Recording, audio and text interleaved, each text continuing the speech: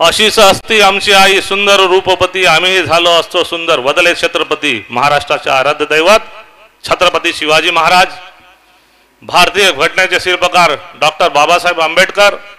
या ठिकाणी ज्या विभूतींचे प्रतिमा लावलेले त्यांच्या प्रतिमेला मानाचा मुजरा करून व्यासपीठावर असले सगळे माझे सवंगडी, उपस्थित असलेले माझे आगरी कोळी भूमिपुत्र बांधवांना माझा मानाचा मुजरा. या ठिकाणी 7 सागरामध्ये 7 बेटामध्ये राहिलेला हा आगरी कोळी भूमिपुत्र, मुंबईची वस्ती, गुजरातच्या समुद्र सपाटीपासून मुंबईच्या समुद्र सपाटीपर आरमारामध्ये छत्रपतींच्या काम करण्याचा हाच तो आगरी कोळी भूमिपुत्र. छत्रपतीच्या अनुयायी म्हणणारे लोक राजकीय वापर करतात, पण आम्ही समाजाचा फक्त हितासाठी वापर केलेला आणि या समाजाच्या मातीसाठी वापर केलेला आहे, तोच तो आगरी समाज, आगरी कोळी समाज. मुंबई सारखे मोठं विकसित झालेले जागतिक शहर आहे, ते सुद्धा आमच्या धर्तीवर, मातीवर आणि आमच्या अधिकार असलेल्या जागेवरचा हक्क आहे, तो आगरी कोळी समाजाच्या भूमिपुत्रांचा आहे. परंतु आज आगरी कोळी भूमिपुत्र नष्ट करणारी काही मंडळी इथे राजकीय डाव आपले साधून त्यांच्यावर अन्याय करण्याचं काम चालू आहे. म्हणून नेवाळी सारखा प्रश्न उपस्थित झाल्यानंतर जेथे सैनिकांचा आणि शेतकऱ्यांचा मान तेवढाच आहे, त्या शेतकऱ्यांच्या छातीवर गोळ्या घातल्यानंतर आमच्या समाज बांधवांना धारातीर्थ पडावं लागलं आणि त्यांच्यावर नक्षलवादी आणि बलात्काराचे गुन्हे दाखल करण्यात आले. सरकार आहे असं सरकार आहे की जगू देत नाही आणि मरू देत नाही, पोट भरू देत नाही आणि उपाशी मारू देत नाही, असं सरकार आहे. आणि त्या ठिकाणी 2000 लोकांची वस्ती असलेला त्यांचा रिपोर्ट आहे. त्याच्यामध्ये आमच्या बांधवांनी त्या महिला भगिनी पोलीस त्याच्यावर बलात्काराची केस दाखवलेली आहे.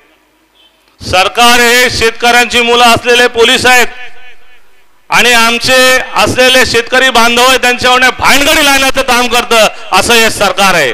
कारण यांच्यात हिंमत नाही खरं काम करायची, म्हणून लपून लपून काम करतात आणि जमिनी लुटल्याचं काम आहे. दरोडेखोर सरकार आहे, दरोडेखोर सरकार आहे.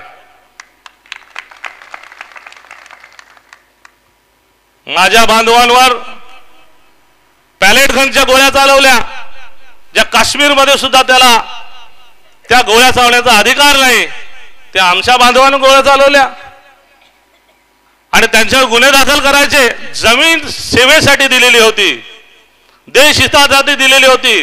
दुसऱ्या महायुद्धामध्ये युद्धाची वेळ येईल म्हणून त्यावेळेचे कलेक्टर फारुकी यांनी त्यातून करार केला होता, आमच्या बांधवांबरोबर करार केला होता. भाडे तत्वावर घेतलेली जमीन ही युद्ध झाल्यानंतर पुन्हा इमले वगैरे उभे केले तर ते सगळे नष्ट करून जशी होती तशी जमीन तुमच्या ताब्यात दिली जाईल असा करार केला होता. आणि त्या करारावर आजही देश दिसण्यासाठी हा आगरी कोळी भूमिपुत्र माणूस छत्रपतीच्या आरमानात काम केलेलं आहे. तर आजही देशहितासाठी कुठल्याही पातळीवर मदत करण्याची तयारी आहे, परंतु देशासाठी, राजकीय नेत्यांसाठी नाही, एवढं लक्षात ठेवावं. राजकीय नेत्यांनी काय केलं, गोरगरिबाला आज दाखवले आणि पुढे ठेवलं आणि जेव्हा परिस्थिती आली तेव्हा मोबाईल बंद करून फिरकले सुद्धा नाही. आणि ज्या शेतीवर बुलडोजर चालवले आणि सैनिकांची भीड लावली, पोलिसांची भीड लावली, तिथे न लक्ष देता टेकडीवर जाऊन वृक्षारोपण करण्यात आलंय, तेव्हा तुम्हाला समाज कुठं दिसला होता? सामाजिक बांधिलकी कुठं राहिली? राजकीय मतांचं राजकारण कुठं राहिलं? ही का माणसं नव्हती का?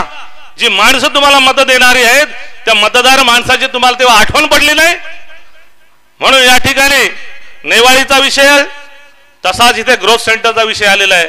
27 गावांचा विषय प्रलंबित असताना मधल्या काळामध्ये आमच्या लोकांना 6,500 कोटीचं गाजर दाखवलं मुख्यमंत्र्यांनी.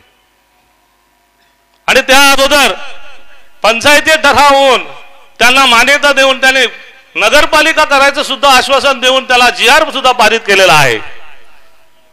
2 भूमिका आणि दोन विषयाचे 2 मुख्यमंत्र्यांचे प्रस्ताव माननीय मुख्यमंत्र्यांचा आदर केला.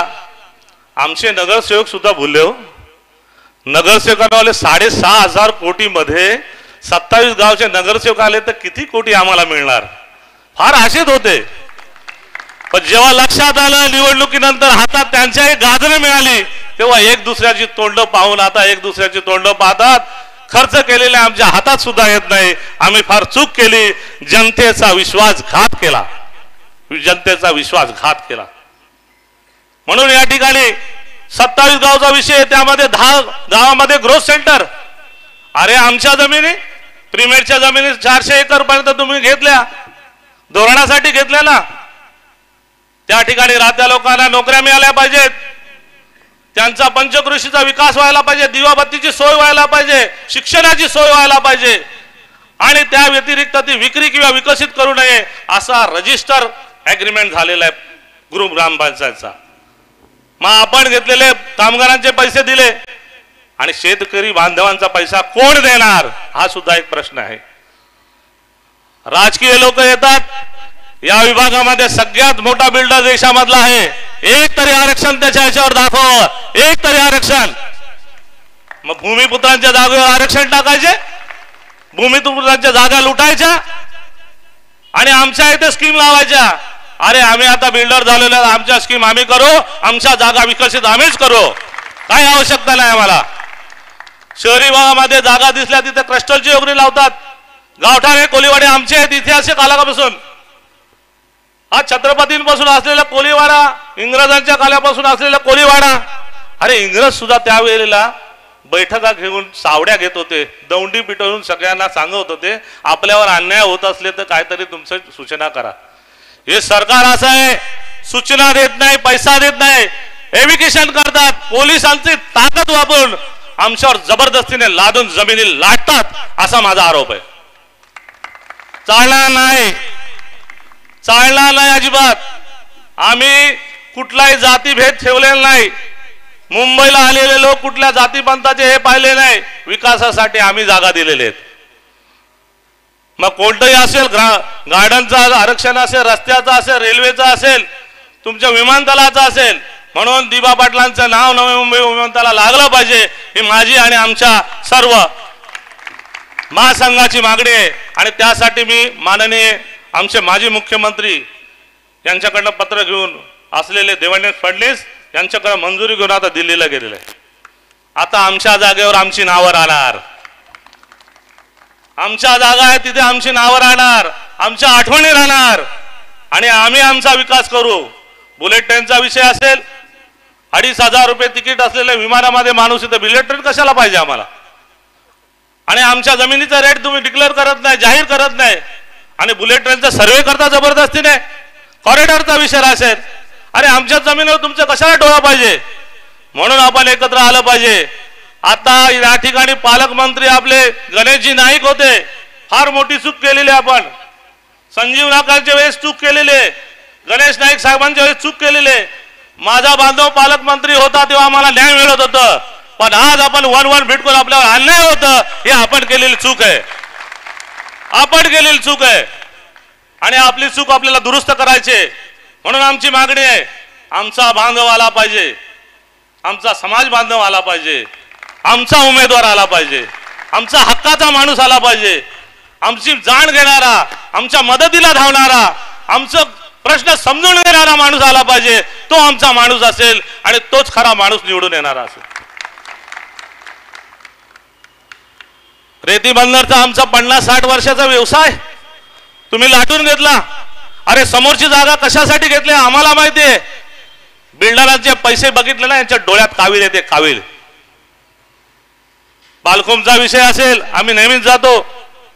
बालखोम बांधवांच्या तिथे कोलशेत वगैरे या ठिकाणी 200 एकरच्या वर जमीन लाटलेली, त्यांची संस्था ती सुद्धा खाल्लेली आहे.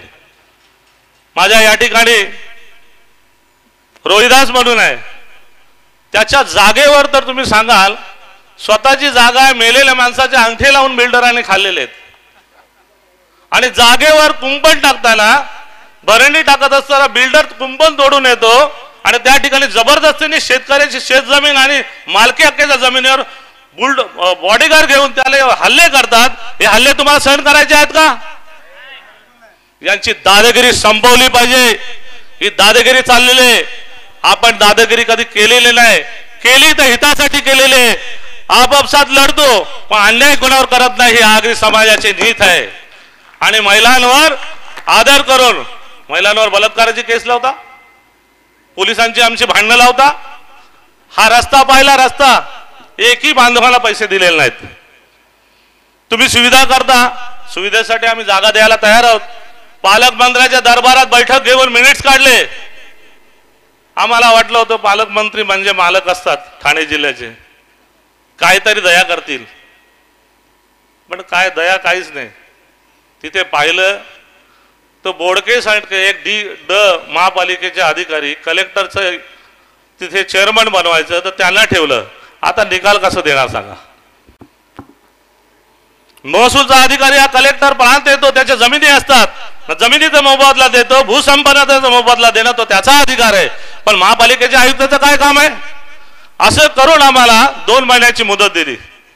2 महिन्यामध्ये काही आम्हाला दिलेलं नाही आणि 5 महिने ओलांडून गेले. हे आता अति होत चाललेलं आहे का अति होत चाललेलं आहे. बांधवांना सावध राहिलं पाहिजे. या निवडणुकीमध्ये देऊन आपलापणा तुम्ही घेतला नाही ना, आपला माणूस निवडून आणला नाही ना, तो होणारे अन्याय डोळ्याने सुद्धा पाहणार नाही, ही परिस्थिती निर्माण होईल. याचं भान आपण ठेवलं पाहिजे. अरे आगरीपणा आहे, आगरी म्हणजे आग.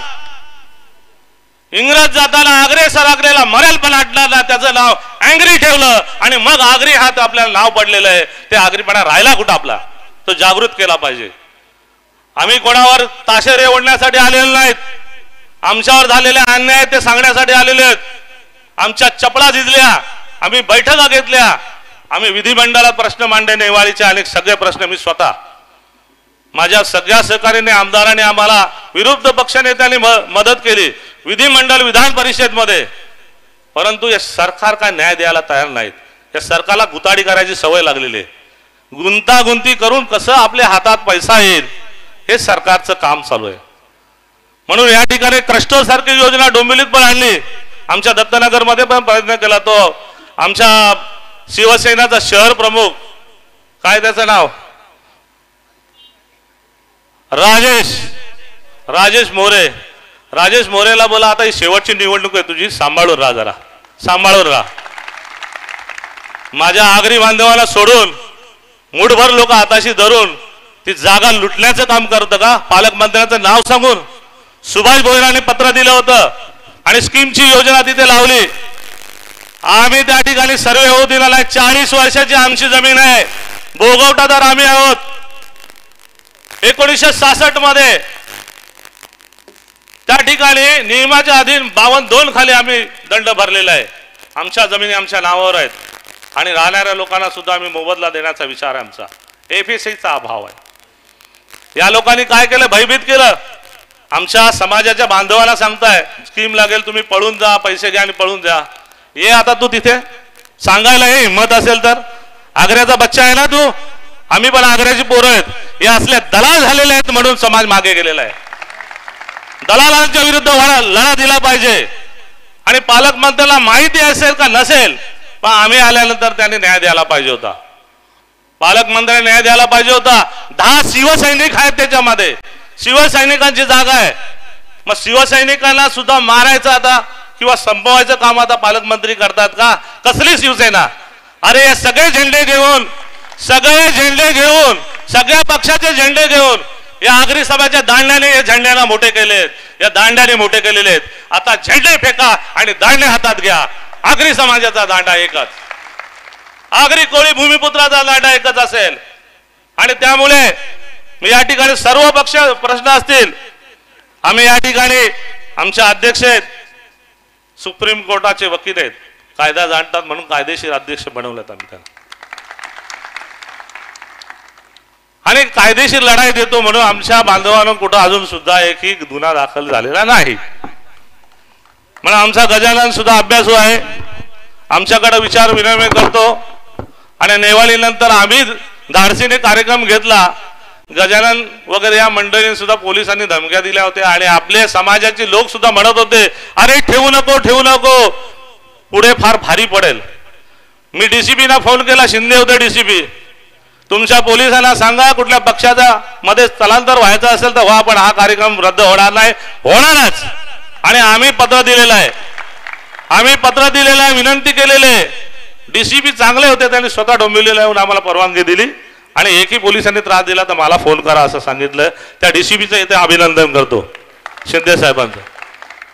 आणि आयुक्तांचं अभिनंदन असं करतो की पालकमंत्र्याच्याच स्वतःच्या मतदारसंघामध्ये हजुरीचा जो विषय झाला तो फार गंभीर विषय होता. आणि आम्ही तसंच तिथे गेल्यानंतर आयुक्तांना मी फक्त फोनवर सांगितलं की मला काम आहे जरा. पोलीस कमिशनरांनी मला ताबडतोब बोलवलं. जगन्नाथ पाटील अगोदर येऊन गेले होते, पण त्याने आम्हाला नंतर भेट दिली. त्याला माहिती आहे यांचा काहीतरी संघर्षाचं काम असेल, खरी समिती जी आलेली आहे साधी समिती नाही. त्यानंतर त्यांना विषयी सांगितल्यानंतर त्यांनी ॲक्शन घेतली आणि ते सुद्धा थांबवलं. आपल्या बांधवांना न्याय मिळाला. त्यांच्या मतदारसंघात हा का आम्ही प्रत्येक माणसाचा आदर करतो, प्रत्येक समाजाचा आदर करतो. जर आदर केलं नसतं तर विकसित झालेली डोंबिवली, मुंबई, रायगड, मुंबई हे विकसित झालं असतं का ठाणं? आम्ही आदर केलेलं आहे. आमचं एवढंच म्हणणं आहे, ज्याने आपला आदर केला त्याचा सुद्धा आदर केला तुम्ही शिकलं पाहिजे, कारण या आदराने तुम्ही मोठे झालेले आहात. या आदरानेच जर तुमचे शिवसैनिक सगळे कुठल्याही पक्षाचे, आमचे काँग्रेसचे असतील, मी सुद्धा शिंदे साहेबांची गाडी अडवली होती प्रीमियरसाठी, बैठक दिली नव्हती, तर मुख्यमंत्री असाल आमच्या पक्षाचे आदर केला, पण प्रश्न सुटला पाहिजे, किमान त्याची बैठक तरी व्हायला पाहिजे, ही माझी आग्रहाची विनंती असायची. मी बांधवांना एवढीच विनंती करतो की आज थोडा विचार करण्याची वेळ आलेली आहे. बाबाजी पाटील असेल की जर आपले कोणी असतील उमेदवार, पण आज जी वेळ आली ना हीच वेळ आपल्या हातात आहे. ही वेळ तुम्ही जर गमावली ना तो पुढची वेळ अशी येणार आहे की तुम्ही आवाज दिला तरी कोणी तुम्हाला मदतीला धावणार नाही. एवढं लक्षात ठेवावं. आपला संघर्ष आपल्यालाच करावा लागेल. आपल्या न्याय हक्कासाठी आपल्यालाच भांडावं लागेल ना. आपल्याला हिमतीने पुढे येऊन, इथं नाना शेलार सुद्धा आहेत, आमचे रतन म्हात्रे साहेब यांनी संघर्ष समितीची खरी धार हातात मशाल घेतली. आम्ही सगळे, शारदाताई पाटील असे, गणेश म्हात्रे असतील, नाना सगळे शेलार वगैरे मंडळी, आम्ही त्यावेळेला संघर्ष केला. ते आज नाही, तिथे सुरुवात त्यांनी केली खरी. मी या ठिकाणी भगिनींना सुद्धा विनंती करतो, जे सत्य आहे ते आपण घरच्या मालकाला पटवून दिलं पाहिजे ना, सत्याबरोबर लढायला शिकवलं पाहिजे. कारण जगदंबेचा अवतार, काळीचा अवतार तुम्हीच आहात आणि तुम्हीच भस्मासुराचा वध करण्याची तुमच्या ताकद आहे, म्हणून तुम्ही पुढाकार घेतला पाहिजे. कारण नोटा फार महत्वाच्या. नोटा माणसं आदल्या दिवशी 2 दिवसापूर्वी भुलतात आणि पुन्हा अन्याय होतो, पुन्हा अन्याय होतो, पुन्हा अन्याय होतो. तो अन्याय नकोय आपल्याला, म्हणून नोटाच्या जागेवर आपण विचार ठेवला पाहिजे, संरक्षण ठेवलं पाहिजे समाजाचं. आपल्याला न्याय मिळेल का नाही याचा विचार केला पाहिजे. विचारासाठी आपण एकत्र या, संरक्षणासाठी एकत्र या, अधिकारासाठी एकत्र या, हक्कासाठी एकत्र या. म्हणून मी आपल्याला विनंती करतो की आपण आपला एक रूप करून, एक वज्रमूठ करून आपण उद्यापासून आपण संघर्षाला पेटलं पाहिजे. बाबाजी पाटील, आमच्याकडे शर्यती होतात, घाटावरच्या साताऱ्याचे शर्यत येतात, लांब शिंगाचे बैल असतात सुरती, पण पनवेलचे बैल असतात ते मुंडे बैल आपण म्हणतो आगरी समाजामध्ये, त्यांना शिंग नसतात, वाकडे असतात, पण ती समुद्राच्या सपाटीवर वाळूवर धावत असतात सरावाला. त्यांचा सराव आणि धाप एवढी जोरात होते की शर्यतीच्या वेळेस लांब शिंगाचा ना मोठा बैल उंचीचा गोरा असतो तो मागे पडतो आणि बुटका बैल असतो मुंड्या शिंगाचा तो पुढे जातो. असा बाबाजी पाटीलचा शर्यत होणार आहे. लहान माणूस दिसला तरी सरावामध्ये धावपट्टीवर तो पुढे जाणार, एवढा आम्हाला विश्वास आहे. आणि त्या विश्वाला साक्षीदार म्हणून आपण सगळे त्याच्या पाठीशी राहायला पाहिजे. आणि ही सीट अस्तित्वाची आहे, समाजाच्या हिताची आहे, आगरी कोळी बांधवांच्या प्रतिष्ठेची आहे, ही समजून आपण उतरला पाहिजे. उद्यापासून हेवे देवे सोडून मी सांगितलेला पक्ष बाजूला ठेवा, सगळे झेंडे बाजूला, एकच आगरी कोळी भूमिपुत्राचा दांडा घेऊन चला आणि पुढे जाऊया. जय हिंद, जय महाराष्ट्र, जय आगरी कोळी, जय भूमिपुत्र.